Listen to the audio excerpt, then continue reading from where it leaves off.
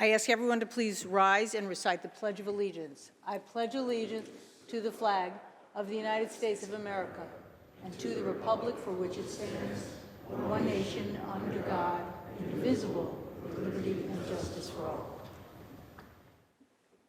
In the absence of clergy, let us bow our heads in a moment of silent reflection or prayer.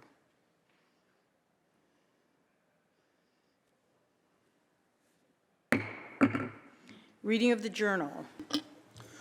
In Senate, Monday, March 18, 2024, the Senate met pursuant to adjournment. The Journal of Sunday, March 17, 2024, was read and approved. On motion, the Senate adjourned. Without objection, the Journal stands approved as read. Presentation of petitions. Messages from the Assembly. The Secretary will read. No. Messages from the Governor. Reports of standing committees. Reports of select committees. Communications and reports from state officers. Motions and resolutions. Senator Gianaris. Good afternoon, Madam President. I move to adopt the resolution calendar with the exception of Resolution 2002. All those in favor of adopting the resolution calendar with the exception of Resolution 2002, please signify by saying aye. Aye. Opposed, nay. The resolution calendar is adopted. Senator Gianaris. Let's now take up Resolution 2002 by Senator Martinez. Read its title and recognize Senator Martinez. The Secretary will read. Resolution 2002 by Senator Martinez, welcoming and paying tribute to David Gill, the Consul General of Germany in New York State, upon the occasion of his visit to the New York State Capitol on March 19th and 20th, 2024. Senator Martinez on the resolution. Good afternoon, Madam President, and thank you all for being here today to welcome our General Counsel today. And it's a pleasure to introduce him, General Counsel General David Gill from New York, born in the 1960s in the former German Democratic Republic. I'm going to have to correct my paper. Where his journey embodies the spirit of resilience and determination. Denied the opportunity to attend public schools or university for political reasons, he initially trained as a plumber before finding an opportunity to pursue higher education through classes run by the church, which were not recognized by the communist regime at that time, before becoming a student of theology. Through his passion for civil and human rights, Consul General Gill served as chairman of the Nomenenstrasse, is that right? Citizens Committee, and would eventually oversee the dissolution of the East German Ministry for State Security, commonly known as Stasi. After German reunification, Consul General Gill served as spokesperson and head of the research division of the Federal Commissioner of the Stasi files before studying law in Philadelphia and other cities. General Consul Gill served Germany in several capacities, including as State Secretary and Chief of Staff to former German President Gauck in 2012, prior to formally beginning his diplomatic career in 2017. Today, as German Consul General in New York, Consul General Gill's work focuses on maintaining strong ties between Germany and the United States based upon those allies' shared democratic values. I had the pleasure of visiting Germany in October, and it was an amazing city, an amazing country. I visited both Berlin and Munich, and the hospitality that this country gave to me and others who visited was just amazing. And aside from the food being delicious, but it was nice to see different cultures across the world and across our world, honestly, and how things similar and differ, but yet at the end of the day, we're all one society. And I just want to thank you for being here today and for opening the doors to many of us, not just here in New York, but abroad. And I hope to visit again, but thank you so much for coming here today.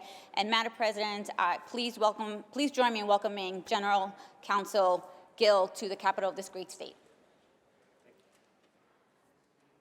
Senator Fernandez on the resolution. Thank you. Well, danke schön, Madam President. Danke so much for this moment, this opportunity to welcome our new friend, the General Counsel of Germany, here to our state capital to see how we do this work. I was on that trip as well, and it was an amazing experience. I've shared one of the visits that we did in Germany, in Munich at Camp Dachau, and the conversation just around how Germany has been able to come back from a place that was so dark to now a place that is so welcoming to everyone in the world is truly remarkable. And I thank them for that education, that experience, and I'm so happy to welcome them today. So, wunderbar, you made it to New York, Albany. Thank you. To our guest, Consul General David Gill, I welcome you on behalf of the Senate. Please rise. You are risen and be recognized. We extend to you the privileges and courtesies of the House.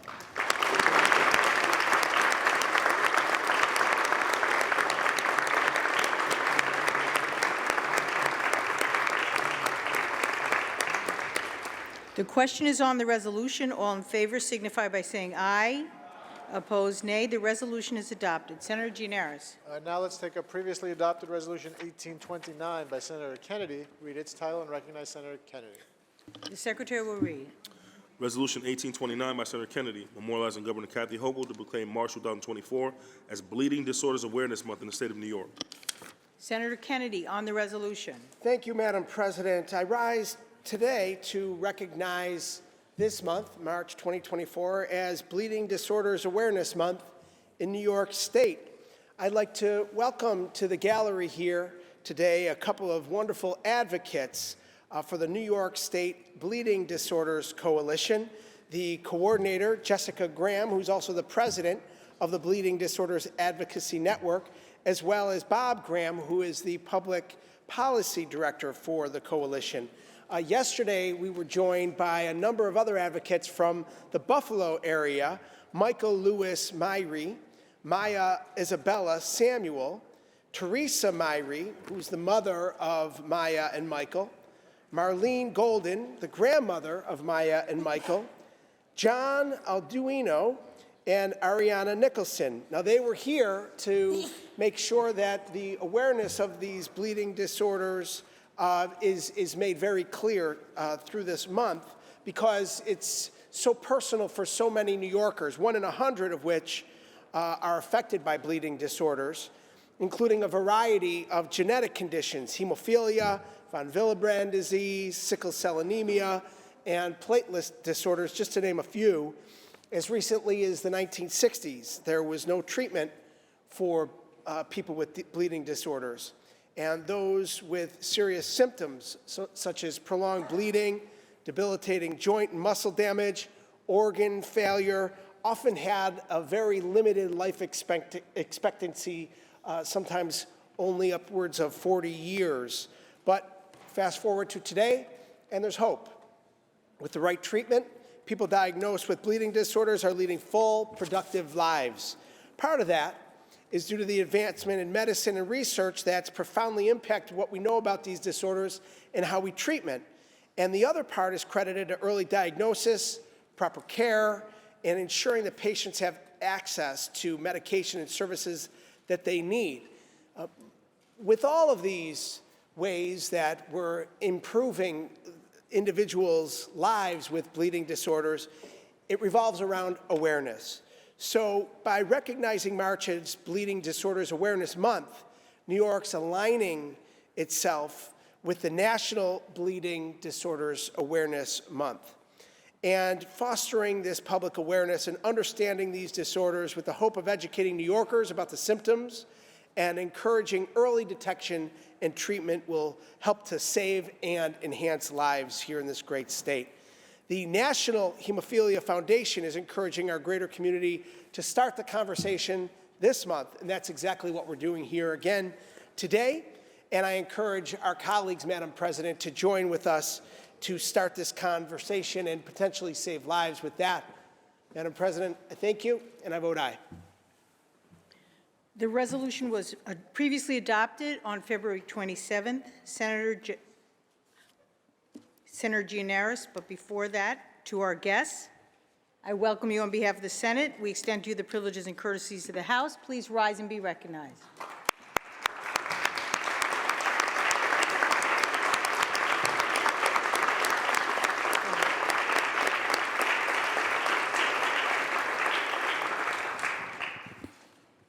As I noted, the resolution was previously adopted on February 27th. Senator Gianaris. Madam President, at the request of the sponsors, the resolutions are open for co-sponsorship. The resolutions are open for co-sponsorship. Should you choose not to be a co-sponsor on the resolution, please notify the desk. Senator Gianaris. Please take out the calendar. The Secretary will read. Calendar number 84, Senate Print 935 by Senator Kennedy, enactment of the real property tax law. Read the last section. Section 2, this act shall take effect on the 90th day and shall become a law. Call the roll. Addabbo, Giannaris Kruger, Ort, Stewart Cousins, White. Announce the results. Ayes 60. The bill is passed. Calendar number 151, Senate Print 8109 by Senator Mannion, an act to amend the State Administrative Procedure Act. Read the last section. Section 3, this act shall take effect immediately. Call the roll. Addabbo, Giannaris Kruger, Ort, Stewart Cousins, White. Announce the results. Ayes 61. The bill is passed. Calendar number 216, Senate Print 1303B by Senator Parker, an act to amend the Public Service Law. Read the last section. Section 2, this act shall take effect immediately. Call the roll. Addabbo, Giannaris Kruger, Ort, Stewart Cousins, White.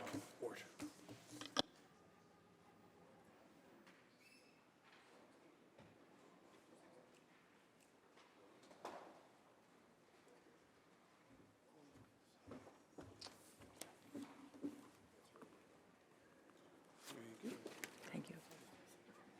Nice suit.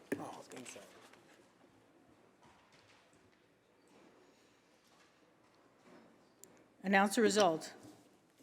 In relation to Calendar 216, those senators voted in the negative are Senators Ashby, Borrello, Cazalet Fitzpatrick, Lanza, Martins, Murray, Oberackel, O'Mara, Ort, Rhodes, Steck, Tedisco, and White. Ayes 48, nays 13. The bill is passed. Calendar number 217, Senate Print 1851B by Senator Hinchey, an act to amend the Public Service Law. Read the last section. Section 2, this act shall take effect immediately. Call the roll. Addabbo, Giannaris Kruger, Ort, Stewart Cousins, White. Announce the results. In relation to Calendar 217, voted in the negative, Senator Griffo. Ayes 60, nays 1. Bill is passed. Sorry.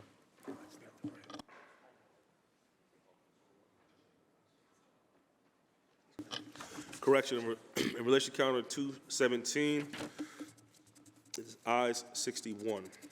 Senator Griffo in the affirmative. The bill is passed. Calendar number 218, Senate Print 2432 by Senator Comrie, enactment of the Public Service Law. Read the last section. Section 6 is action to take effect immediately. Call the roll. Addabbo, Giannaris Kruger, Ort, Stewart Cousins, White.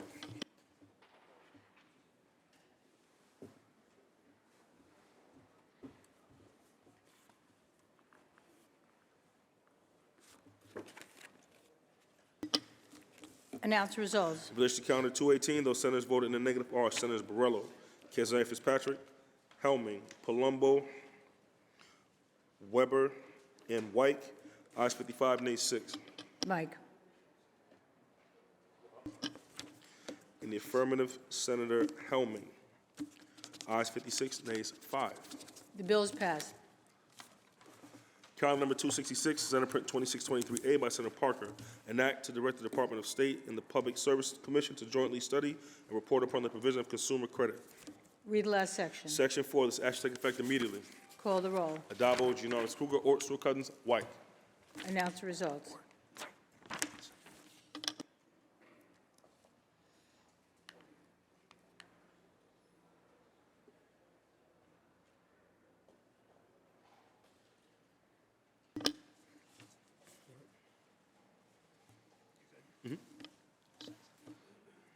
Announce the results. In relation to Calendar 266, those senators voted in the negative are Senators Martins, O'Mara, and Ort. Ayes 58, nays 3. The bill is passed.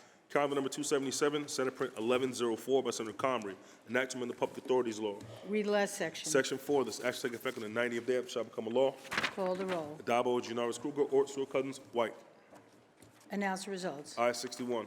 The bill is passed. Calendar number 293, Senate Print 4882 by Senator Mayer, an act to amend the Public Service Law. Read the last section. Section 8, this act shall take effect on the 90th day and shall become a law. Call the roll. Addabbo, Giannaris Kruger, Ort, Stewart Cousins, White.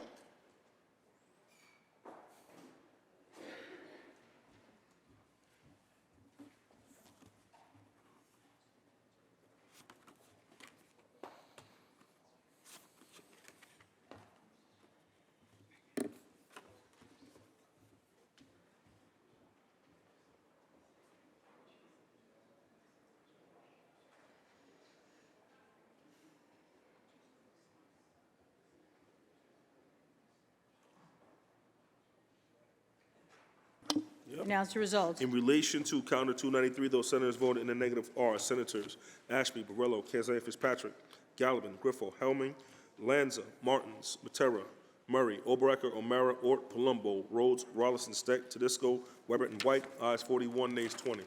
The bill is passed. Calendar number 296, Senate Print 6557A by Senator Mayer, enactment of the Public Service Law. Read the last section. Section 3, this act shall take effect 1 year after it shall become a law. Call the roll. Adabo, Gianaris Kruger, Ort, Stewart Cousins, White. Senator Borrello to explain his vote. Thank you, Madam President. I understand that the idea here is to create some kind of a standard annual analysis of the return on equity for utilities. But yeah, even this is being sold as a way to, I guess, level the playing field. But the reality is it is going to hamstring not just the PSC, but also the utility companies as they come in to negotiate their rate negotiations. So really, this is going to be, it's going to hinder both sides, in my opinion. That's why I'm opposed to this. But really, when you enter into a negotiation, you're trying to negotiate something as important as a rate that's going to affect hundreds of thousands of people. You want to go in there knowing that each side has their determining point, their starting point, and they're going to meet in the middle. This will handcuff them and make it unable for them to really, I think, fairly negotiate good rates on behalf of the ratepayers. So I'll be a no. Thank you. Senator Borrello to be recorded in the negative. Announce the results. In relation to calendar 296, those senators voted in the negative are Senators Ashby, Borrello, O'Mara, Ort, Palumbo, Tedisco, Weber, and White. Ayes 53, nays 8. The bill is passed. Calendar number 297, Senate Print 6710 by Senator Skoufis, enactment of the Public Service Law. Read the last section. Section 2, this act shall take effect immediately. Call the roll. Adabo, Gianaris Kruger, Ort, Stewart Cousins, White. Announce the results. Ayes 61. The bill is passed. Calendar number 324, Senate Print 1147A by Senator Kruger, enactment of the Tax Law. Read the last section. Section 3, this act shall take effect on the 1st of April. Call the roll. Adabo, Gianaris Kruger, Ort, Stewart Cousins, White.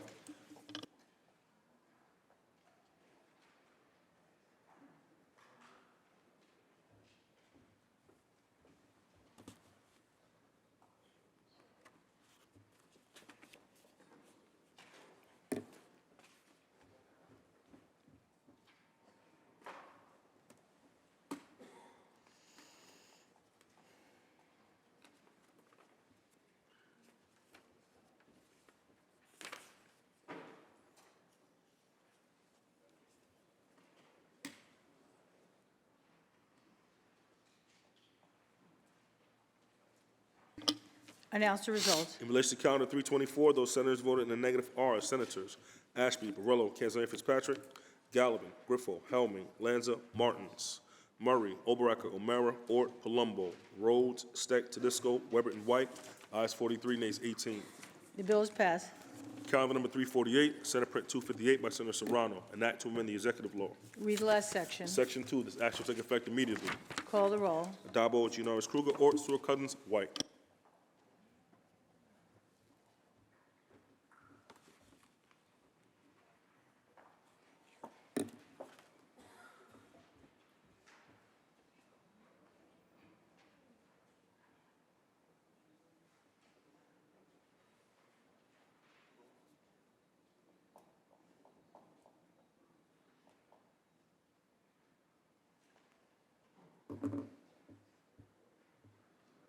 Announce the result. In relation to calendar 348, those senators voted in the negative are Senators Ashby, Borrello, Canzone Fitzpatrick, Gallivan, Griffo, Helming, Lanza, Martins, Matera, Murray, Oberacker, O'Mara, Ort, Palumbo, Rhodes, Rolison, Steck, Tedisco, Weber, and White. Ayes 41, nays 20.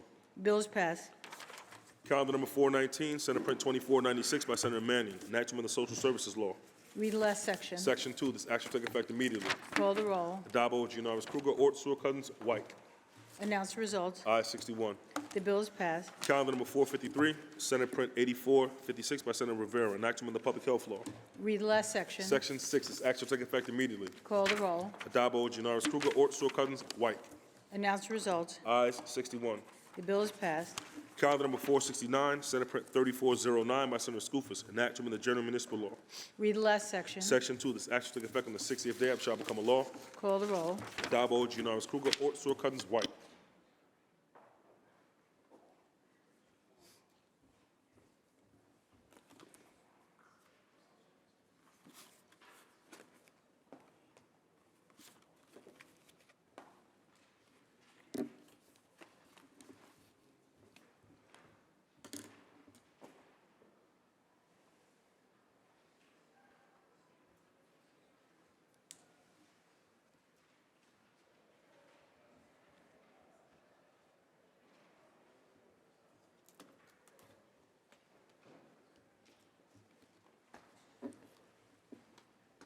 Announce the result. In relation to calendar 469, those senators voted in the negative are Senators Ashby, Borrello, Kazari Fitzpatrick, Gallivan, Griffo, Helming, Martins, Matera, Murray, Oberacker, O'Mara, Ort, Palumbo, Rhodes, Rollison, Steck, Tedisco, Weber, and White.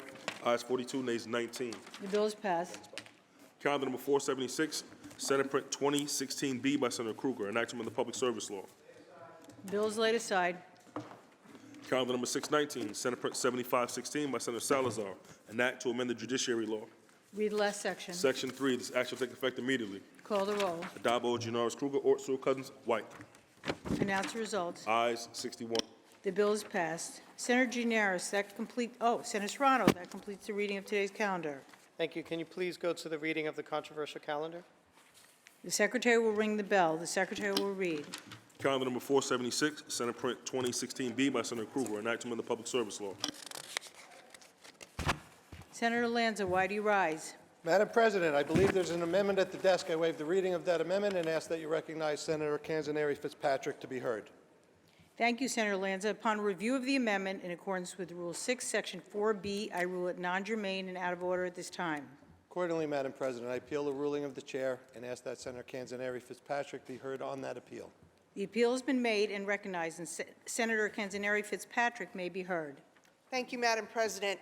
I rise to appeal the ruling of the chair.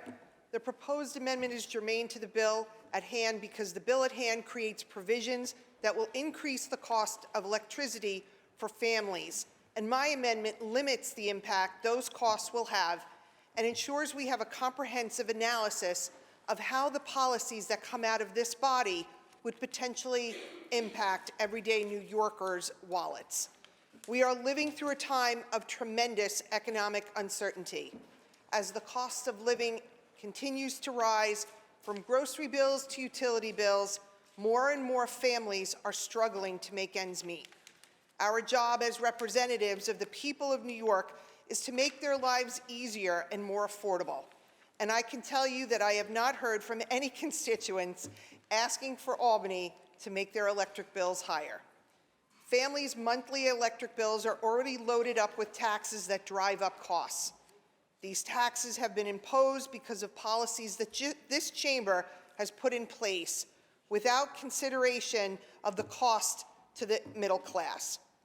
The bill before us today would potentially create additional electricity taxes on 75% of this state. The legislation before us follows a common theme we see from this body, passing policy to reach ambitious goals without taking a common-sense first-step assessment of the direct impact these policies have on New Yorkers. For the constituents and families I meet, when they have goals or want to make a big purchase, what's the first thing they do? They make a budget. They plan, they determine their costs and what the benefits are, and if they determine that the benefits outweigh the costs, then they go forward. Other times when the costs outweigh the benefits, they reassess and go from there. Why should our state government operate any differently? My amendment will prohibit the Public Service Commission and the legislature from imposing any new surcharge, assessment, tax, or fee, or cost-bearing regulation on New Yorkers without first conducting an analysis of the costs of the proposed environmental and energy policies that have come and continue to come out of Albany. We owe it to New Yorkers to be transparent on how the policies coming out of this body will impact their lives and their budgets, and this amendment will surely do that. For those reasons, Madam Chair, I strongly urge you to reconsider your ruling. Thank you. Thank you, Senator. I want to remind the House that the vote is on the procedures of the House and the ruling of the chair. Those in favor of overruling the chair signify by saying aye. Show of hands. A show of hands has been requested and so ordered. Announce the results. Ayes 20. The ruling of the chair stands and the bill in chief is before the House. Senator Matera.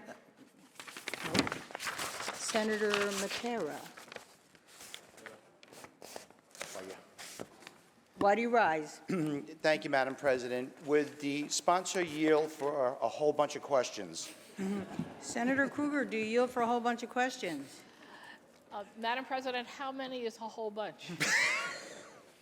Yes, I will. Thank you. The senator yields, and I don't know the answer. Thank you, Senator Kruger.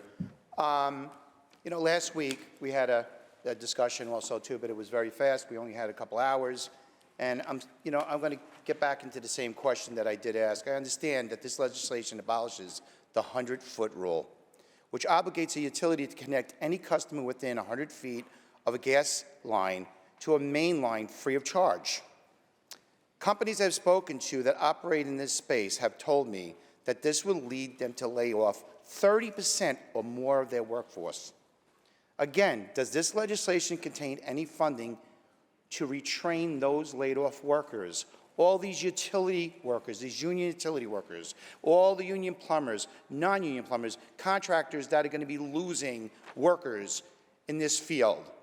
What are we doing, again, to retrain? I had a couple days to think about it, and I was just wondering, have you had any thoughts since? Thank you so much, Senator.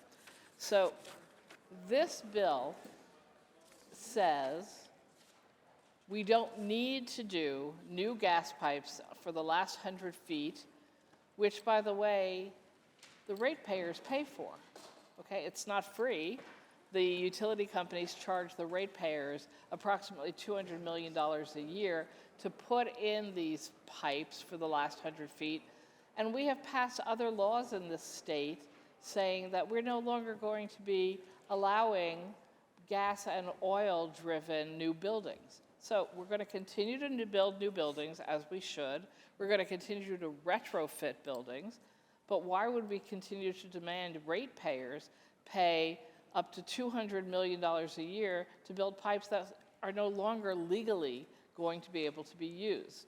So that's the answer to the 100-foot question. But as far as a specific question about what will happen if people don't have jobs to build these last 100 feet of gas and oil pipes, here's the good news. We are shifting our economy into new renewable energy. We have mandated that in other laws that we have passed in this legislature signed by the governor.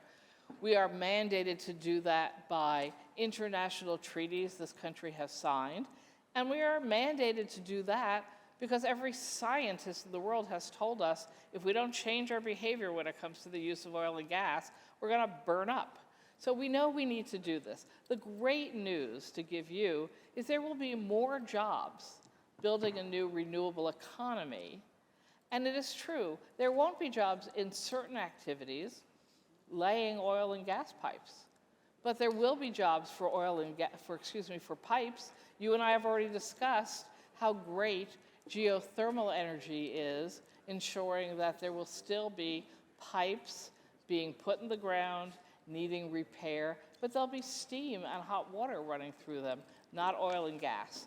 We already know and have talked to endless labor about the fact that there will be all kinds of jobs that don't exist now for their workers. They may need to be retrained. Many of them, frankly, will have retired by the time we make the transition, and the new generation of workers will have new kinds of jobs. And we have put money into other parts of the budget, not this bill, specifically to help with the retraining of workers who might not, in fact, have jobs in oil and gas anymore. I gave you the list last week. I can get it again. Yes? 25 million.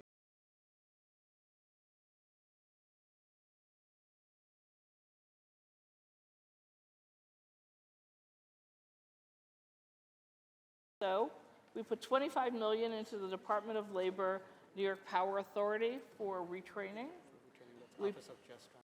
Office of Just Transition. We put $80 million into SUNY decarbonization to provide education for retraining. And we put, and that's proposed in our One House, excuse me. And then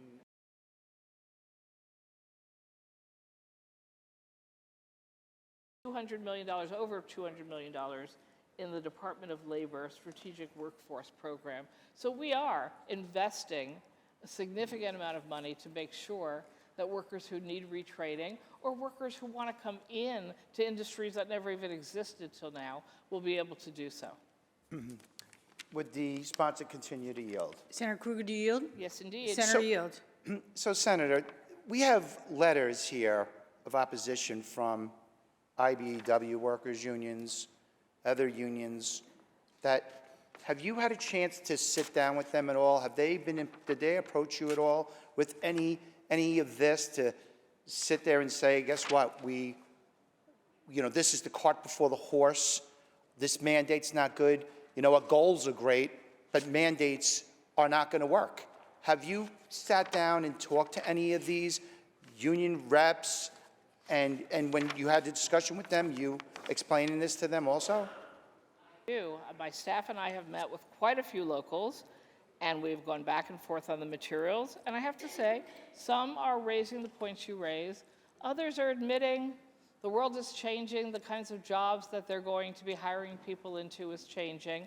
And they recognize, both with their labor hats and their citizens of this country and planet hats, that we've got to change. We just have to get off of oil and gas. So it requires transition.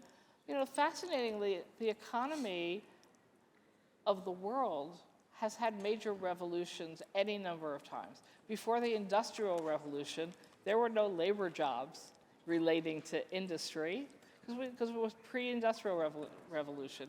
We were an agricultural society at one time, and we still have a critical agricultural economy and need to protect it.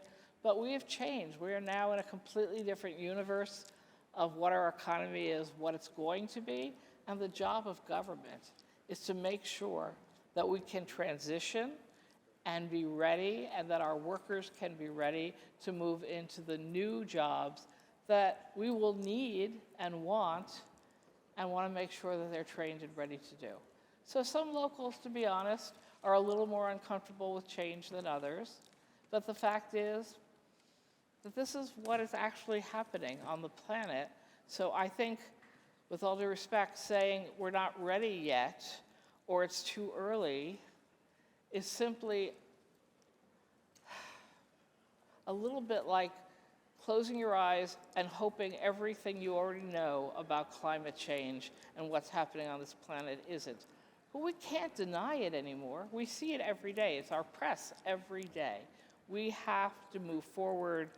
And with all due respect, you voted no on a whole series of environmental bills today, and it's the same argument on each of them. We can pretend we don't need to do these things, but we do. Would the sponsor continue to yield? Do you continue to yield? Yes, ma'am. The senator yields. Senator, and I was so proud, you came out to my hydrogen tour to Green. I really, really appreciate that. You got a little, education on geothermal. When do you really feel that this will be transitioned into what we're talking about? I would love it to be tomorrow morning. I really do. But to be honest with you, what's happening right now, wind, solar, and battery storage is sucking up all of our money, and it's going to cost trillions of dollars, what we're doing to eliminate our natural gas for our future, the cleanest burning fuel that there is. Oil, we could have another discussion on that, totally agree. But natural gas, to eliminate it the way this is going, I'm going to ask you a question. When do you really feel that we're going to be transitioning into our geothermal, our green hydrogen, nuclear, all the stuff that, in other words, that I have feasibility studies for in the Energy Committee? Transition is happening now. We're talking about it, but it's happening. Do you know that the state of Maine has more geothermal heat pumps being put into buildings than any other form of energy? Scandinavia is almost all geothermal now, not boilers, not oil gas. Minnesota, Michigan, some of the coldest states in this country are seeing more growth in geothermal and alternatives to any traditional kind. So you can say, when will transition happen? And I'll say, look at the statistics. It is happening. It's already happening. It's happening successfully. Now you ask about other sources. Of course, we want to explore every possible new model for moving into green technology. You and I may disagree on nuclear. I am not convinced that there's any safe nuclear yet to be built. I could be wrong, but I don't see anybody trying to do it either right now in New York. Natural gas was viewed as a stepping stone. Get off of oil, get the other things working, but hold on to natural gas. We're not outlawing natural gas in this bill. There's nothing in this bill that says you can't continue if you're on natural gas. There's nothing in this bill that says the PSC can't make a ruling that they're going to let you put more pipes in specifically for gas for each individual argument that's made to them. It simply makes it clear that this is no longer a mandate to do this in New York State and gives PSC the ability to say, no, that doesn't make sense here. Oh, you're making an argument there. Oh, this is a special kind of manufacturing. And maybe it does work with hydrogen. I don't know. It depends on what it is, but they will allow that. So we're not outlawing gas in this bill. So if you have that impression, you're incorrect. Will the sponsor continue to yield? Do you continue to please? yield? Yes. Senator So- Yields. So what you're doing here with your bill is pretty much saying that utilities aren't going to be able to bring it in, and it's going to be, if anybody, the consumer, the resident of New York State wants to have natural gas, you're telling them pretty much that it's going to cost you that much more to do it. So what you're doing is you are not helping the public receive the natural gas to come to their home if they would want it. You're telling them that you're going to have to pay for it.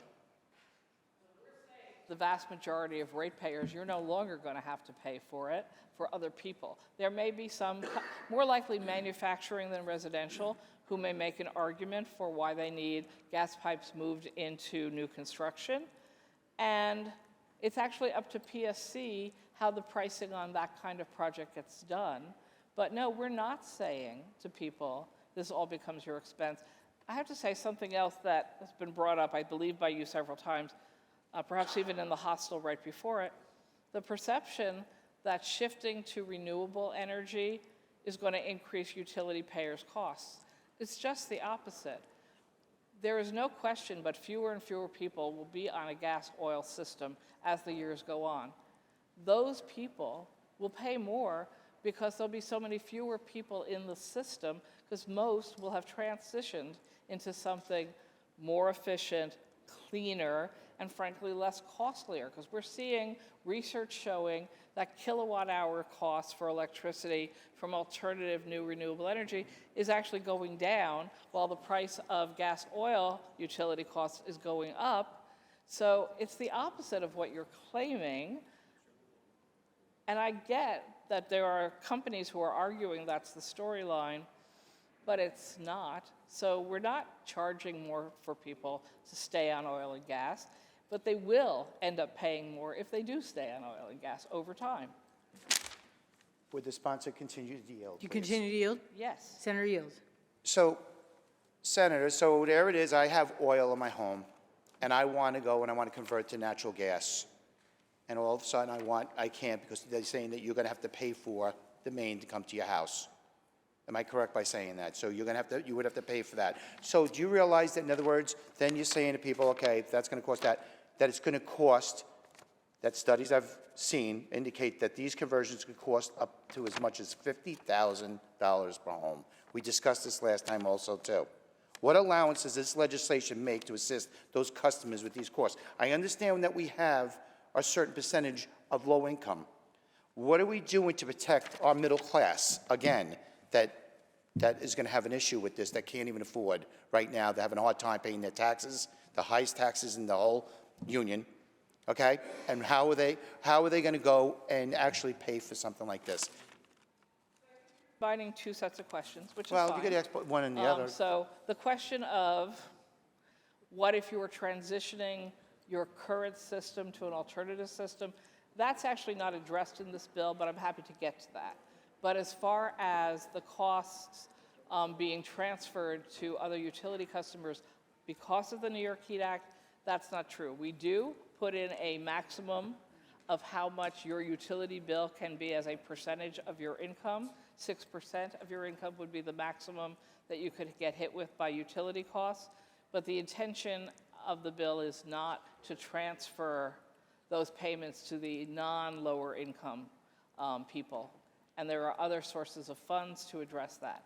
When you talk about, and again, it's not part of this bill, but I'm more than happy to discuss it, about what is it going to cost to transition your current home into alternative forms of energy, it really, really varies, okay? There's one set of costs if you're going solar, There's one set of costs if you're doing geothermal, actually multiple sets of costs because there are different kinds of geothermal, including networks, which is an amazing opportunity. There's the actual HVAC costs and the heat pump costs, and they also vary. I think $50,000 is an incredibly high estimate, but I'd be happy to sit and review whatever materials you have. But the fact is, we're all going to try for low-hanging fruit first. We're not going to be mandating these changes on existing, but anything new being built is going to actually use alternative sources of energy. And I'm being told that those are actually sometimes cheaper than whatever's being used now, not more expensive. So you have to look at multiple questions, multiple pieces that are moving parts on the game board, but to simply say that a change into in a green energy model of heating and electrifying your home or your business is more expensive than the current system is just not factually true. Would the sponsor continue to yield, please? Senator Sorry. Yield? Of course. Senator Yield. If there is no obligation to serve gas manufacturers, how will this impact companies if they can't have access to gas? Last year, an all-electric buildings manufacturing was carved out. Are there any carve-out of this bill for the manufacturers? If a company takes the position that they need to have gas or oil to function, they go to the PSC and make a case, and the PSC can say yes. Interestingly, the PSC has to do that now. Anytime you build anything new, you have to get permission from the PSC to get whatever connected in. So that role for the CSC will be continued. It's just that there will no longer be an odd mandate in state law that you have to put in oil and gas pipes. Would the sponsor continue to yield, You please? continue to yield? Yes, indeed. Senator Yield. Are there any thoughts to mitigate the cost to consumers, aside from taxing entities, that will simply pass it on to customers? I'm sorry, I didn't quite understand. Can you repeat All right, that? so we continue to go down a dangerous path, banning natural gas. Are there any thoughts to mitigate the cost to consumers, aside from taxing entities, that will simply pass it on to the consumers? Choose to want to continue with oil and gas, right? That's the question. But the cost of oil and gas is going up. Is there anything in this bill that addresses that? Yeah. Yes. That's true.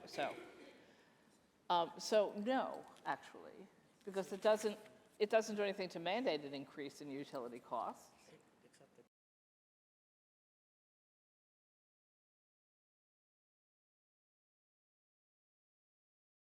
Thank you, staff. So there's nothing specifically in this bill that addresses it one way or the other, but the other point of our being able to stop putting in unnecessary oil and gas pipes and stop fixing unnecessary oil and gas pipes is the economists project that this state can save $150 billion not modernizing and keeping from continued leakage the old pipes, and that money clearly could be made available for all kinds of utility improvements and savings for ratepayers as they move to green energy alternatives. Of course, you are right. I think you were referencing this perhaps. There are tax credits at the state level, at least in New York City at the local level, and from the federal government that are already being used by significant numbers of people to help decrease the costs of new energy models. Would the sponsor continue to yield? Sponsor, do you yield? I Senator do. Krueger? Senator Yield. Senator Krueger, your bill, do you feel that it's making it harder on the residents of New York State to have natural gas supplied to their homes, businesses, et cetera? If you already have it, no, I don't think it's making it harder. Hopefully, and I emphasize hopefully, more and more people will actually realize the advantages of wanting to voluntarily move off of oil and gas. And certainly we are already seeing, as I cited earlier, that people who build new homes, new apartment buildings, new manufacturing plants are already making the decision that it is in their best interest not to use oil and gas and to use alternatives, and more people will be doing so. But no, I do not think that is actually a problem being caused by this bill at all. All right, I'm gonna just, a couple more questions, please. Would the sponsor continue to yield, Senator please? Krueger? Yes, she yields, Senator. After all, you said lots of questions. Well, no, so you're we gonna have a never lot more, defined not what just that me, not was. just me, Senator, which is Sure. good, and I appreciate you. No, You're no, doing- I'm happy to you answer, listen to me. Senator. I don't agree with everything that you're saying, because I just know for a fact that the jobs are gonna be lost. You're asking somebody that's in their 50 years old, that there it is, their whole career, you're asking them to become an electrician. That's what you're asking them to do. But do you, no, that wasn't a question, but here's the question.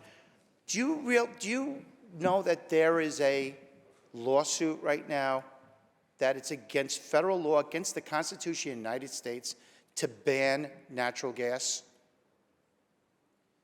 No, I do not know that. Well, I would love to have that conversation with you. That's something that you need to look at, please. Just like Berkeley, California had a lawsuit, right? Berkeley, California, the Restaurant Association sued. Against a national ban. I know that No, lawsuit. but that was against natural Excuse me, gas. Senator Matera, are you asking a question? Okay, all right. So obviously she answered it. Excuse me, Senator, you did answer that question. You do not know, but hopefully you'll get the. Clarify, I am familiar with that lawsuit, so please let me correct myself. And that is not a lawsuit at the federal level. It was in federal court, and it ruled against one town, Berkeley, California, that the way they wrote their law seemed to be in violation of the Constitution. We didn't write a law like that. Our law has no parallel to their law, so we're quite confident that there would not be a parallel decision in the courts if somebody decided to sue here. Would the sponsor continue to yield continue for to questions? yield? Yes, I will. Senator So yields. let me explain to you. There is a lawsuit right now against New York State banning natural gas. It is against the Constitution, against federal law. There's a lot of plaintiffs and everything like that. So please, that's something that we could definitely look at. You know what? On the bill, please. And Senator Senator, Matera, thank you. on the bill. Thank you. Thank you so much. You know, like last week I was here and I was telling everybody in this room, in this beautiful chamber, and I'm letting all New Yorkers know again that what is happening here is unacceptable to most New Yorkers. I'm going to say probably 85% New Yorkers, to ban our natural gas. All this bill does, it mandates that you cannot afford to put natural gas in your homes, your buildings. That's all it's doing. It's preventing you to run natural gas to your homes, to your buildings. That's exactly what this is doing. And you know, to sit there and say, yes, we care about our environment, but natural gas is something very important to all of us and our lives. Right now, you have a situation with this bill. There it is. We have something happens. We have, God forbid, a superstorm Sandy. God forbid we have a snow blizzard. Right now, somebody wants to put gas, natural gas that's right down the block. They want to go put natural gas to their homes for a generator. It's going to cost them a fortune to do it. All you're doing is stopping New Yorkers from living their lives the way they want to have their fuel choice, their energy choice. That's all you are doing. It is a complete mandate. I love goals. Goals are important. Mandates are a disaster, and it's not fair to all New York State residents. Just New York State residents watching this right now, what's happening right here, we're banning on natural gas and banning on fuels and going all electric. Wind, solar, and battery is going to cost New York State residents trillions of dollars. Not millions, not billions, but trillions. And you know what? If anybody wants to see somebody that deals with Cornell professors, I'm not just saying this. I have a nice pamphlet to give everybody in this chamber. That survey, that data. So this is a disaster happening to all New York State residents. California, we are showing everybody that, in other words, that we want to go and deal the way California's dealing with their energy needs and their energy. So look at them. They're in dire straits. They got a lot more sunny days than we do. They have a lot more windy days than we do. Now, frankly, look at the month of January and February. Solar panels, I have no idea what it generated. Didn't generate enough. That with this happening right now. We are not putting money into other renewable energies that will be something that will work for the future of New York State. I have feasibility study bills that's out there. My colleague on the other side pretty much says that, guess what, we do have it put in place. There is nothing put in place. That technology is there, other technologies like geothermal, to really, yes, it's there. But where is it out there with manufacturers? Where are there businesses that are right now, and residents in New York State that is using this source of energy? The problem is we're focusing on wind, solar, and battery storage, which has been an experiment. That's what I call that. Yes, wind and solar is important. Battery storage, all that is a total experiment. So this right here is just hurting all New Yorkers. This bill is a bad bill, and please, everybody on both sides, you need to look at this and care about New York residents to make sure that they have a choice. Because right here, you're stopping the choice of all New Yorkers from living. And you know what? I will totally always be against this. Everybody knows I've been vocal. And again, we need a plan, not a ban. And that's what this bill does. It's banning our natural gas. And I will be a big no. Thank you. Thank you, Senator Matera. Senator Helming on the bill. Thank you, Madam President. On the bill, I listened closely to the debate. Great questions. Senator Matera, I thought at one point that I heard the sponsor mention that this legislation proposes to save ratepayers money. I see it very differently after reading the legislation. While this legislation includes a goal, that's all it is a goal, that certain residential customers not bear an energy burden greater than 6% of their household income. That's all it is a goal. It's not a requirement, it's not a certainty. Further, the bill allows the PSC to establish per customer caps on the amount of energy subject to the cap. For all the people who have been in the Capitol recently protesting, I've had the opportunity to talk to them. They're in support of the HEAT Act. They want it passed. But in talking to them, they think that there's certainty around them seeing a reduced energy bill. Not the case, an invoice from their energy company. Not the case with this bill. This is just a goal. The goal, I think it's also important to point out, only applies to residential customers. It ignores the catastrophic impact that increased energy costs will have on local businesses, especially our manufacturers. I've talked to those who manufacture steel, glass, other products that can't get those high temps through the use of electric. They need gas. Look, I want to support them. I want to see more manufacturing in New York State. I want to see less imports from China and other countries. And this bill will not allow us to achieve that. As Senator Matera noted, in addition to increased cost, the HEAT Act will cost many New Yorkers their jobs. I support the development and the use of diverse energy sources. I always have. But we need to implement those over realistic and reasonable timeframes. And we need full transparency about the costs and the reliability of the electric grid. And this bill and so many of the other of the all-electric things that we are seeing pushed, it doesn't deliver that transparency. We need to know cost. We need to know how reliable the systems are. For those reasons and so many others, I'll be voting in the negative. Thank you. Senator Helming to be recorded in the negative. Senator Barela, why do you rise? Madam President, would the sponsor yield for a question? Senator Krueger, do you yield? Just one as opposed to a lot? Just checking. I'm Senator not making any yields. promises. Yes, of course, Madam President. All right, through you, Madam President. You said that the goal of this was to ensure that people that fall in the 80% of median income or below would have their utility bills capped to 6%. Is that correct? Excuse me. We changed the bill. It's for everyone. Madam President, sponsor, continue to yield. You continue to yield? Yes. Senator yields. Well, I'm glad you said that because that's actually what I read in the bill, that it's not for just 80% and below. So we're going to cap everyone's utility bills at 6%. Who's going to pick up the difference?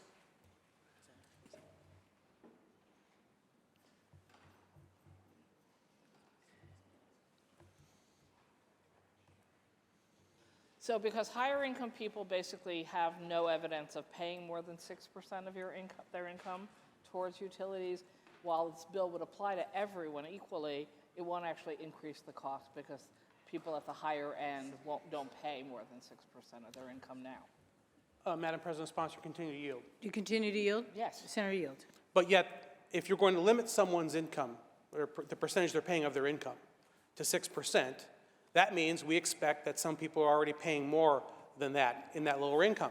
So who's going to pick up the difference if you're limiting, if someone's paying, let's just make it easy, $100 a month, and we're now saying, you know, you're only going to pay $80 a month, who's picking up that extra $20?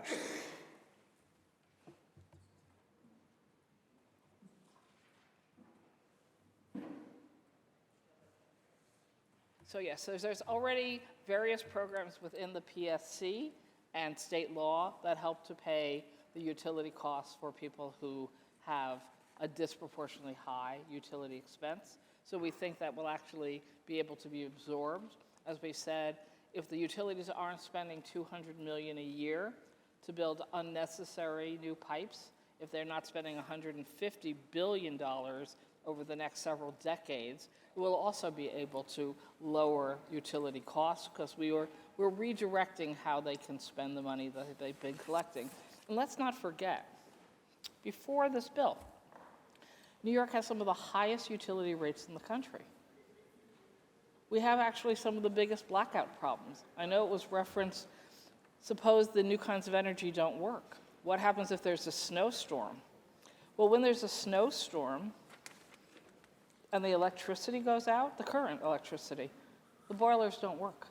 So we already have exactly the problems that people think would somehow be created by the new sources of energy. They will actually be more secure and less at risk. And considering we already have the most expensive utility costs in the country, I really don't think this is our problem. Continue to yield. Do you continue to yield? Yes. Senator Yield. We can have that discussion later because I would disagree with you on some of those points, particularly because natural gas powers most backup generators, which is what keeps their light on, you know, keeps their energy on, their heat on in many places, like in Western New York, where I'm from, when the power goes out, and that's going to go away if this goes into place. But with that being said, you said we already have programs in place that would make sure that people at low incomes are not going to pay more than 6%. Are we going to have to increase those funds, because those are typically state and federal funds, in order to achieve this goal that you set for everybody, not just for people at a certain income level?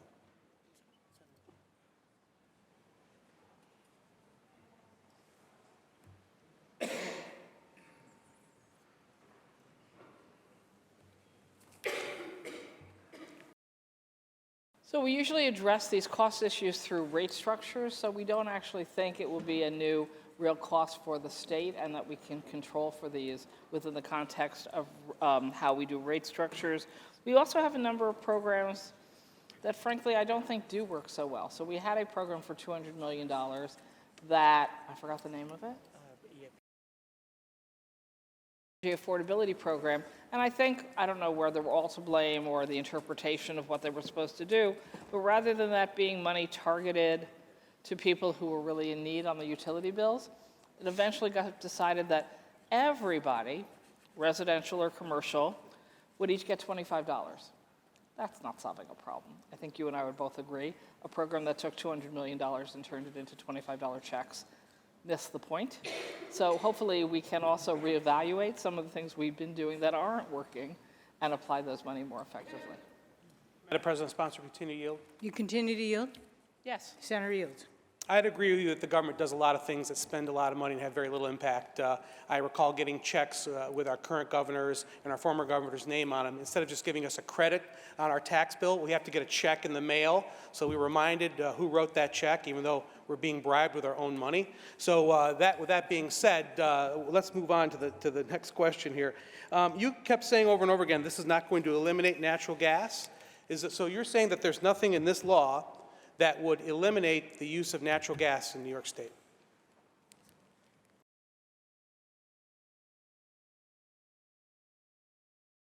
So we've passed other laws, Madam President, that do say that this state needs to get off of oil and gas over X period of time, and there are different target years.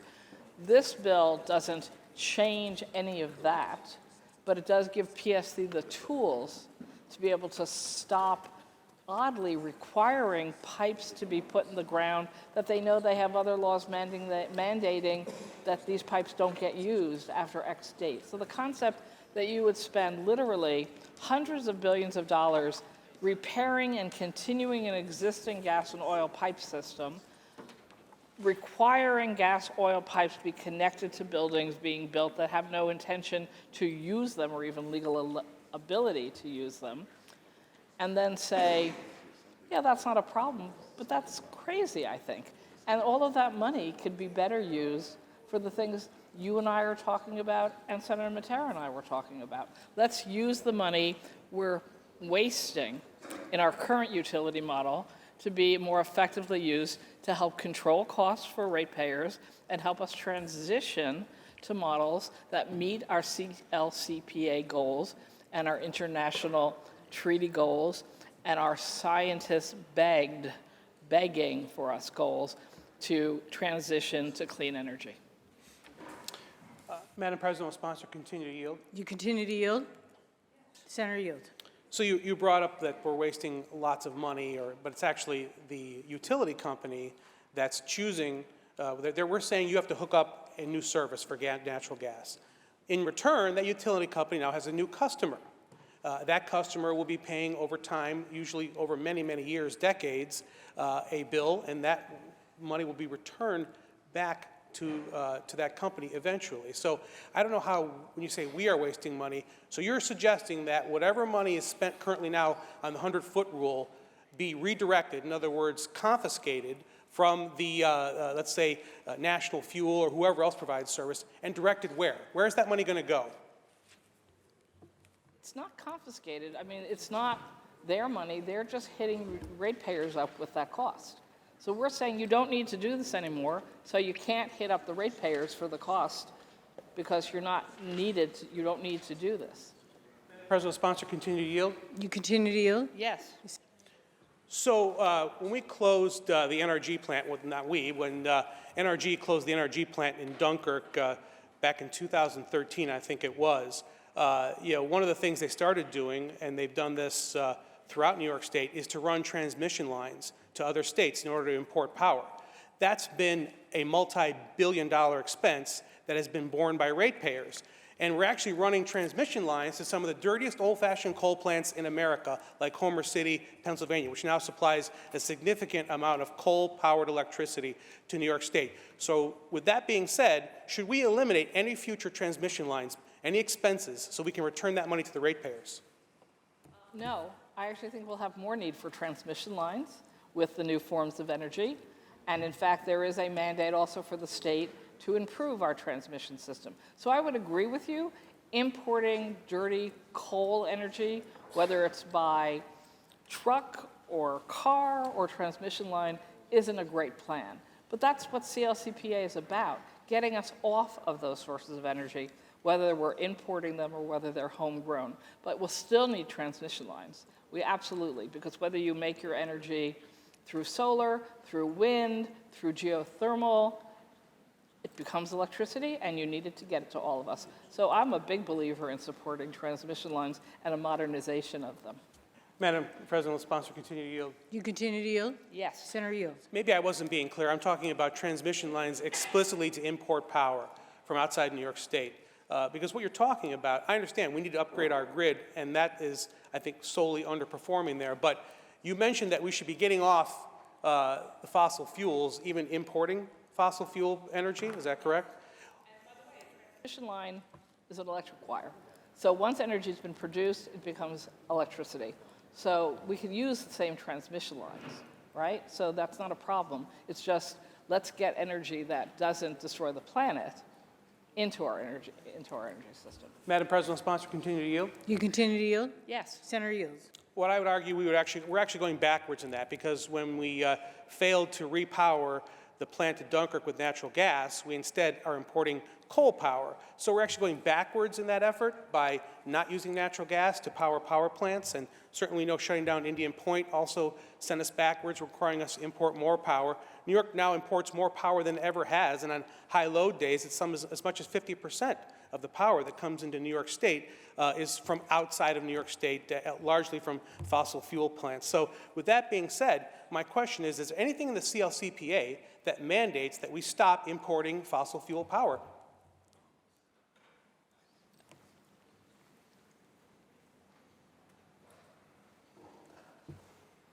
Pretty sure there is, but we don't have a citation for you, so we will get back to you.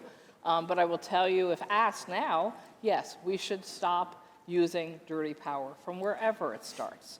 And in fact, the faster we move towards more zero carbon created energy, the faster we can get off of those sources as well as oil and gas from here. Madam President, will sponsor continue to yield? And just clarification, the majority of the fuels we're bringing in from Canada are hydropower, not fossil fuels. For Canada, fossil yes. fuel created energy. Madam President, sponsor continue to yield? Do you continue to yield? Yes. Senator yields. So I just want to make sure I've got this correct. Section 7 says that, essentially that the PSC, they acknowledge that gas service may be limited or discontinued to facilitate achievement of the CLCPA climate justice and emissions reduction mandates. So essentially, you're saying that PSC has the authority at will to discontinue natural gas service. Is that correct? PSC already has authority within the CLPCA to make sure that we're moving off of gas. This bill doesn't add any mandates to them of what they should do. So it's referencing that there is an existing standard, but it is not saying we're going to shut down your gas because of the HEAT Act. President, sponsor to continue to yield? You continue to yield? Well, I would disagree with what you just Well, said. well, well, I'm just excuse reading me. the next paragraph. Yes, that's what I'm reading too. How about Okay. that? Nothing in this subdivision shall be construed to prohibit existing gas customers in accordance with this section 30 of this article and subject to any other regulations implemented by the Commission from reconnecting to the gas distribution system following a gas interruption due to emergency repairs or remediation or leaking. So yes, my bill doesn't force anybody off of gas, and in fact makes clear that if there is some kind of interruption, PSC should allow you to continue afterwards. Madam President, sponsor continue to yield. You continue to yield? Yes. The senator yields. Yeah, what your bill says is that if there's some kind of an emergency that causes an interruption, that service can be restored. But it still doesn't change the fact that the PSC has the authority, of the broad authority, in order to meet the climate justice and emission reduction mandates, to eliminate or discontinue or facilitate limit, discontinue, or the use of natural gas. That's what it says right in Section 7. Also, Section 9 says grants the Commission authority over the curtailment or discontinuance of the use of gas for any customer, any group of customers, or any section of the gas distribution system where the Commission has determined that such curtailment or discontinuance is reasonably required to implement states' energy policies. So this is saying unequivocally that any customer can be discontinued for any reason as long as it meets the state's climate goals. Isn't that what this says? So the PSC has the authority now to approve or disapprove uses of different forms of energy, and we passed a much larger overriding piece of legislation through the CLCPA, which does mandate PSC move us down this road. I don't believe this bill is giving any new authority to the PSC that they don't already have under existing CLCPA laws to do what they believe they need to do. So it clarifies or repeats what's already there, but I don't believe it does give them any more power than they already have to make decisions, yes for you, George, no for you, Liz. Madam President, sponsor continue to yield. I'm sorry, I'm reading more because this actually limits them more than the CLCPA. So this actually increases the limitations if you look on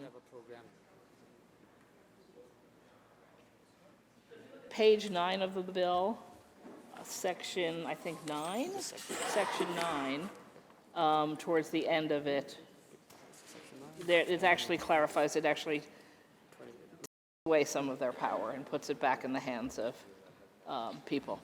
But I didn't mean to cut you off from your next question. Sorry, Madam President. Still have an opportunity to ask questions, is that Yes, correct? Senator, do you yield? Yes, I do. Senator Krueger yields. Well, you mentioned that they already have this authority. So if they already have the authority, the PSC, why do we need to outline it in these paragraphs here if they've already have the authority to do this? Why are we restating it? We're trying to be exceptionally careful about clarifying what it does and doesn't do. And the one thing in law that is very important, and I believe important, is that we take away the obligation for gas and oil pipes into any buildings. That's really what the primary purpose of this bill is, to take away the obligation of utilities to have to do this and then charge ratepayers for it, to take away the requirement that PSC says you must put these pipes into the ground no matter what. And it just seems foolish to continue the no matter what, since we already know, Madam President, that no matter what is stop doing more oil and gas construction. Madam President, sponsor, continue to yield. Do you continue to yield? The senator yields. I want to go back. Senator Matera brought up the fact that currently, I believe it was in the governor's last year's budget and the final budget, that there are exemptions from these natural gas bans for manufacturing, agriculture, and the food industry. How will this bill impact those exemptions? Any of those industries, if they wanted to put in new oil gas pipes or new oil gas or hydrogen, oh, where's my friend? He left. Wanted to make sure I said the words hydrogen. So Senator Matera, okay, thank you. That if you ask for the PSC to allow you to do that, they will review, and if they determine that's in the best interests, they will say yes. Nothing in this bill stops them from doing that. Madam President, sponsor, continue to yield. Senator Krueger, do you continue to yield? I do. Senator yields. Well, I understand that that's essentially then at the PSC's discretion. So that's not an exemption. An exemption, which is what currently is in place, is an exemption. The PSC can't challenge it. So, for example, if you are currently using natural gas in a manufacturing process, and you can use electricity, but it would cost you 5 times as much to use electricity in that manufacturing process instead of natural gas, will the PSC consider the cost difference? My understanding is no, they don't have to consider the cost difference if there's an alternative, even if it's a more expensive alternative.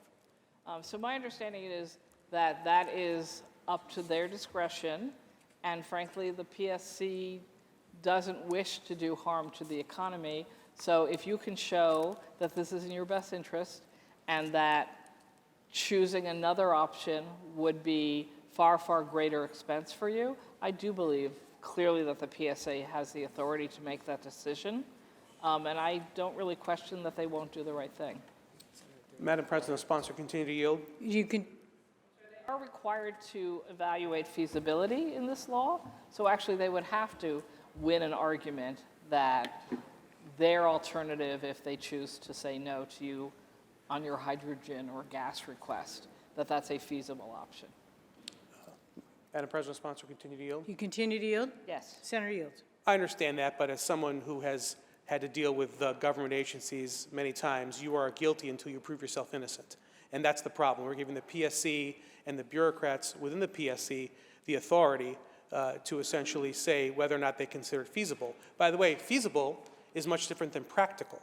So why wouldn't we just allow this exemption to continue if the true goal is to not harm industry? That's what you're saying, right? We don't want to make a negative economic impact, but yet we have currently an exemption in place, and we are now changing that with the HEAT Act.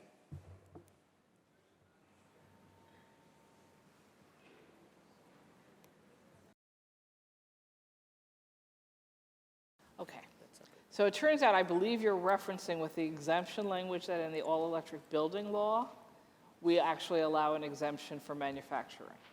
And you're saying here, we're saying the PSC has final determination, but there's all kinds of protections in it for them to have to prove that basically saying no to the exemption would be feasible and realistic. And I just personally don't think the PSC is in the business of trying to stop successful things from happening. And technically, they have a say over everything now.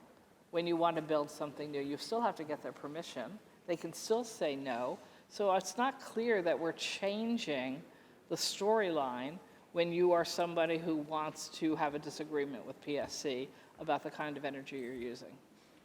Does the sponsor continue to yield? You continue to yield? Sure. Senator Yield. See, I would disagree with that because, again, what we're saying here is that essentially their most important goal is for the PSC now is not reliable, affordable energy, but is in fact to facilitate the achievement of the CLCPA climate justice and emissions reduction mandates. So that's their number one goal. If you've ever dealt with an agency, they're going to blame it on us, the state legislature. The state legislature said we have to do this. So with this language, why wouldn't they just point to this and say, I realize that this is probably going to drive you out of business or drive you out of New York State, but I have an obligation to meet the goals of the CLCPA. The primary goals of the CLCPA, and it's spelled out multiple times, is the importance of reliability. So the CLCPA, which is a larger, broader bill than this, is very explicit that reliability of our energy system is the top priority moving forward. So PSC already has that mandate, as does the Power Authority, as does NYSERDA, as does DEC. So that's a prime directive, so to speak, within the context of the larger overriding CLCPA law. So no, I don't think New York State is going to wake up one day and say, let's make it impossible for anybody to have their lights go on or their heat working, or we will drive them all out of the state. I just don't believe, even on my worst days about not thinking the government always gets it right, that we're going to want to drive everybody out of our state and not provide a reliable utility system. So I'm not worried about that. Madam President, one last question. Will the sponsor continue to yield? You continue to yield?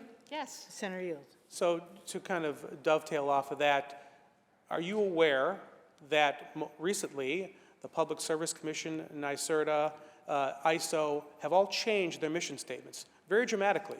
They used to be focused on exactly what you said. They were supposed to be focused on affordable, reliable, safe energy.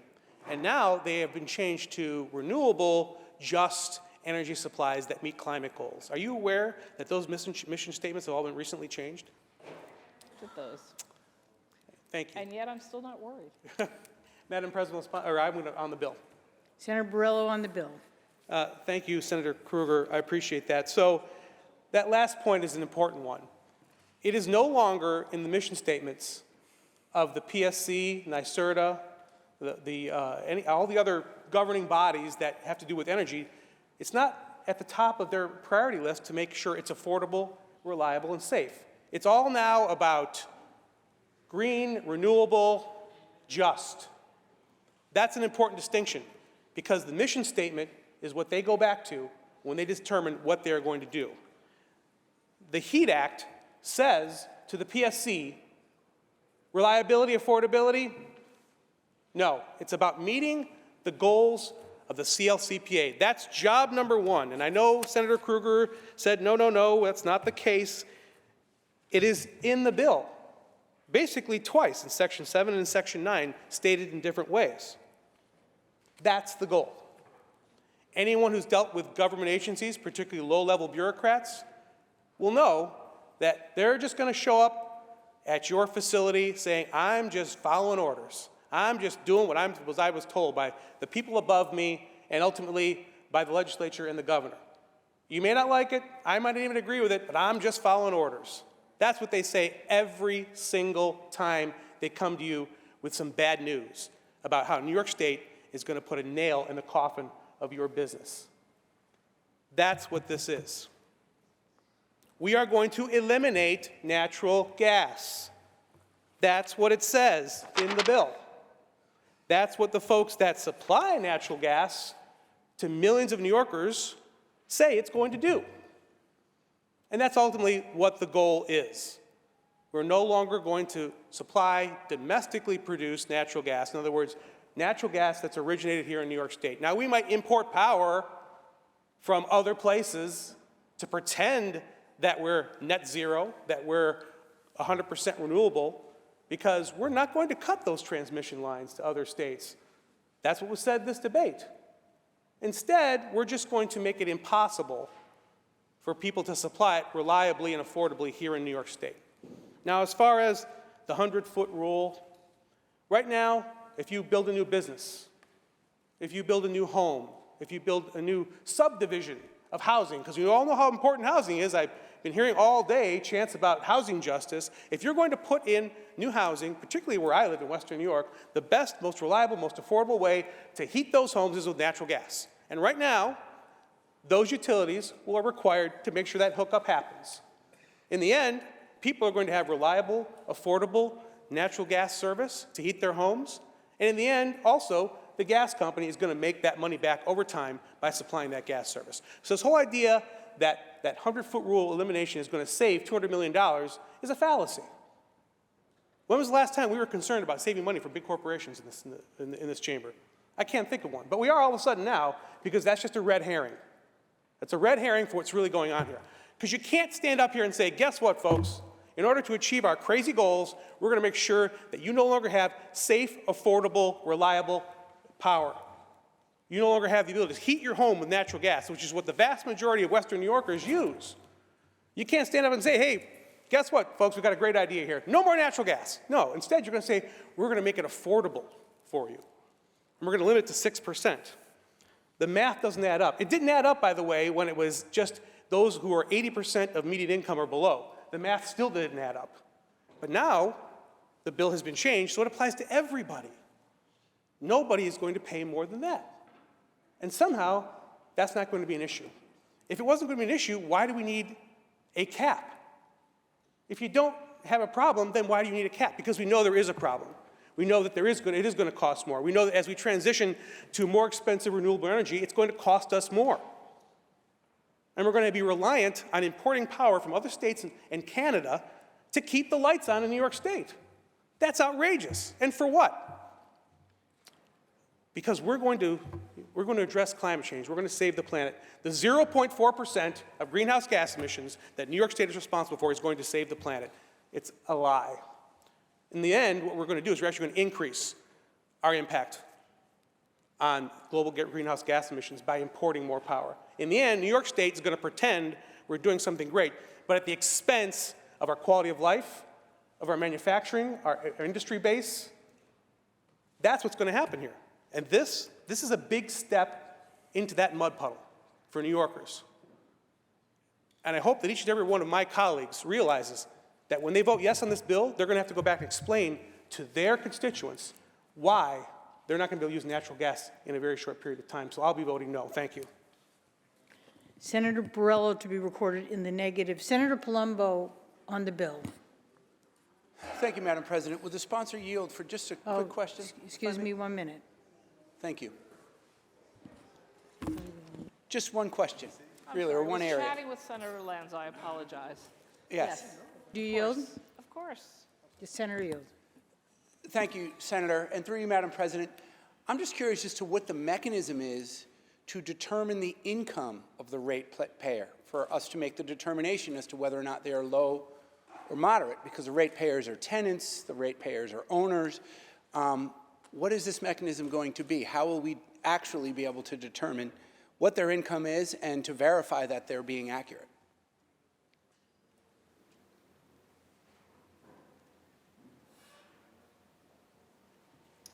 There are 8 different criteria in the bill, so you have to meet one of those criteria, and that can include tax documents, that can include being eligible for certain government programs that have income maximums such as SNAP and other public benefits. So there's a variety of ways to show. The sponsor yield for another question, please. In the bill, because it's already in PSC regulations for eligibility for affordability programs.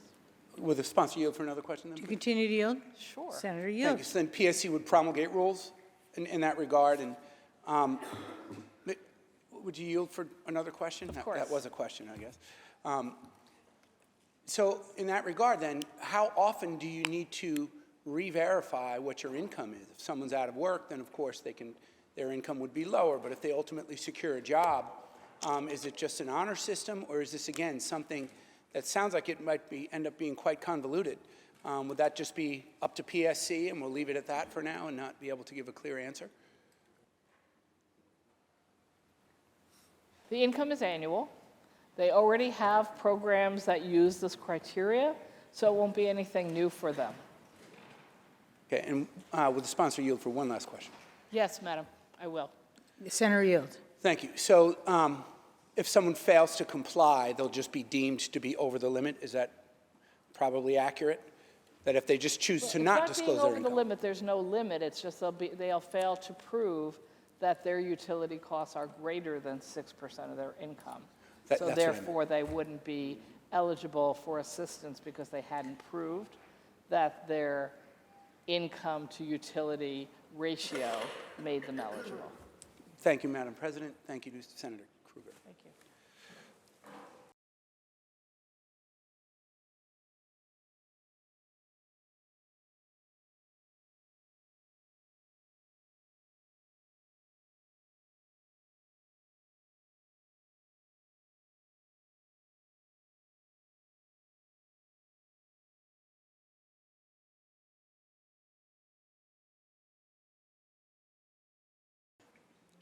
Are there any other senators wishing to be heard? Seeing and hearing none, debate is closed. The secretary will ring the bell. Read the last section.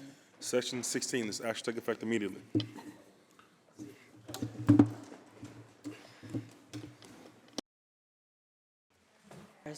Madam President, we've agreed to restore this bill to the non-controversial calendar. Read the last section. Section 16, this action take effect immediately. Call the roll. Adabo, Gianaris, Krueger, Ortso, Cousins, White.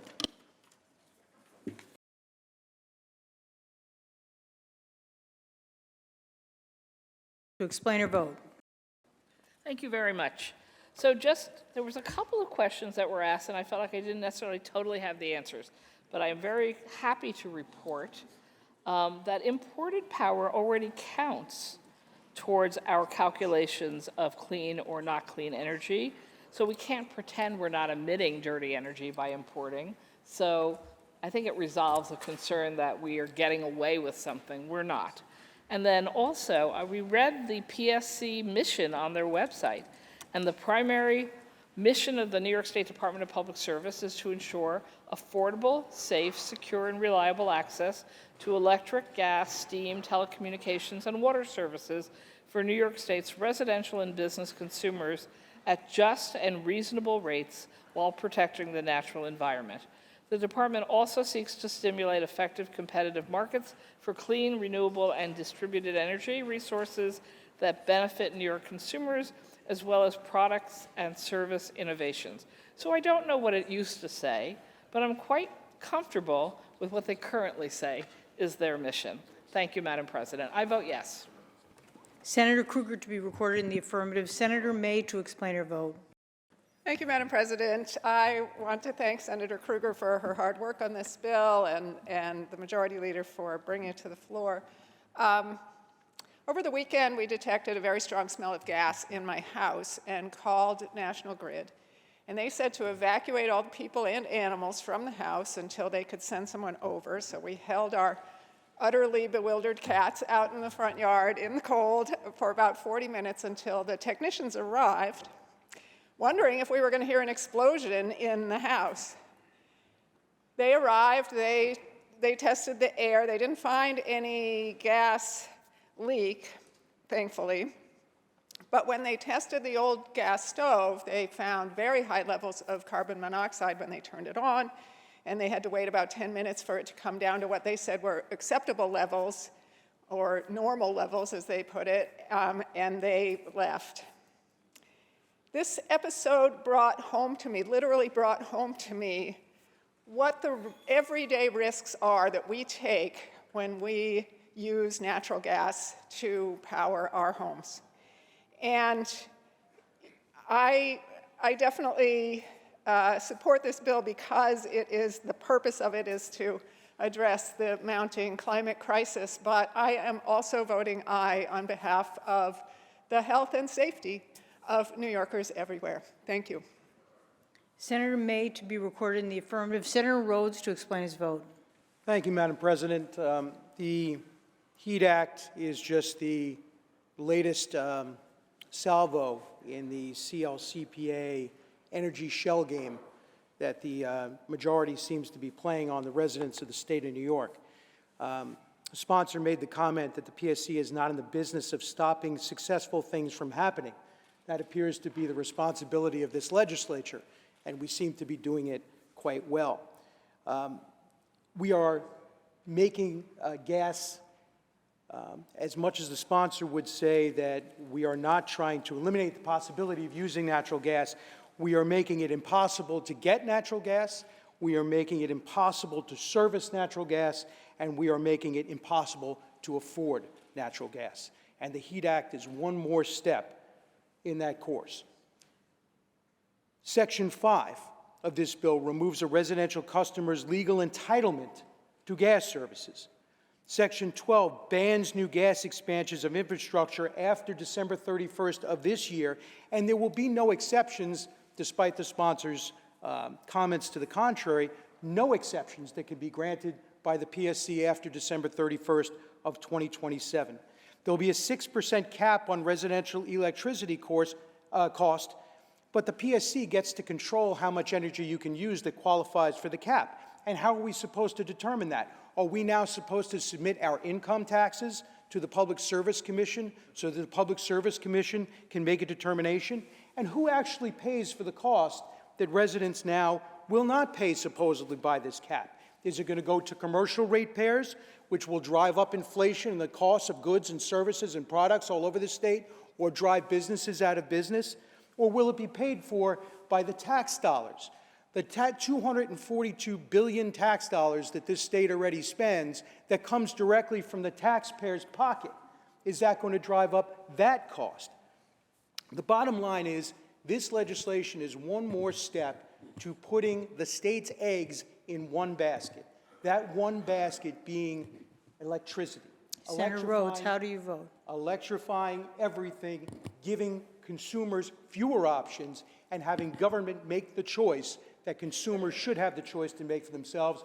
I vote against this bill, Madam President, and I urge my colleagues to do the same. Senator Rhodes to be recorded in the negative. Senator Borrello to explain his vote. You know, Ronald Reagan said that the 9 scariest words in the English language are, I'm from the government and I'm here to help.